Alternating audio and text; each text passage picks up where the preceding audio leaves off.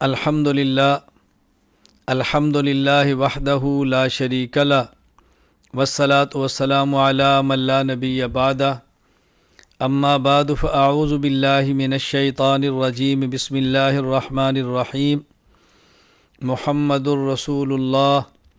اللہم صلی علی محمد وعلی آل محمد کما صلیت علی ابراہیم وعلی آل ابراہیم انک حمید مجید اللہم بارک علی محمد وعلی آل محمد کما بارکت علی ابراہیم وعلی آل ابراہیم انک حمید مجید۔ اللہ رب العزت کا یہ ہم پہ خاص احسان، فضل اور کرم ہے، رسول اکرم صلی اللہ علیہ وسلم کا امتی ہونے کا ہمیں شرف بخشا۔ جس طرح نبی کریم صلی اللہ علیہ وسلم خاتم الانبیاء ہیں، خاتم الرسل ہیں، خاتم المعصومین ہیں،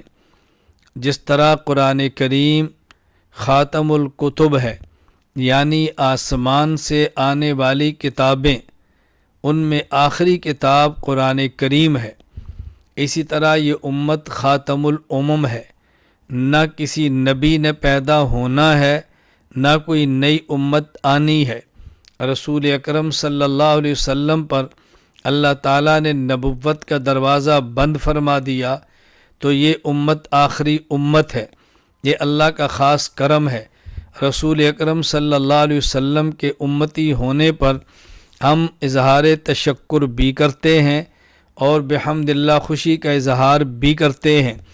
رسول اکرم صلی اللہ علیہ وسلم کی ولادت مبارکہ پہ خوش ہونا ایمان ہے۔ حضور کا اس امت کی طرف نبی بنا کر بھیجا جانا،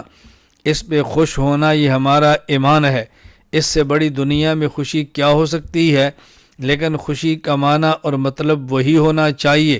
جو پیغمبر صلی اللہ علیہ وسلم نے فرما دیا، صحابہ کرام نے فرما دیا رضی اللہ عنہم اجمعین۔ پیغمبر کی سیرت کو دیکھ لیں، صحابہ کرام کی مبارک عادات کو دیکھ لیں، اپنے اسلاف اکابرین کو دیکھ لیجئے۔ پیغمبر کی آمد پہ خوش ہونے کا معنی یہ ہے آدمی اتباع سنت کا اہتمام کرے، اپنے چہرے پہ سنت رسول کو سجا لے، مرد ہے تو سر پہ عمامے اور پگڑیاں اور ٹوپیاں لے لے، اگر عورت ہے تو اپنے سر پہ چادریں لے لے، پردے کے اندر آ جائے، اہتمام پردے کا کرے، اللہ کو بندگی سے راضی کرے۔ خوشی کا معنی یہ نہیں ہے جلوس نکال دیے جائیں، روڈ بلاک کر دیے جائیں، مریضوں کے لیے راستے بند کر دیے جائیں اور گھنگرو پہن کے ناچا جائے، مرد و عورتوں کا اختلاط ہو جائے اور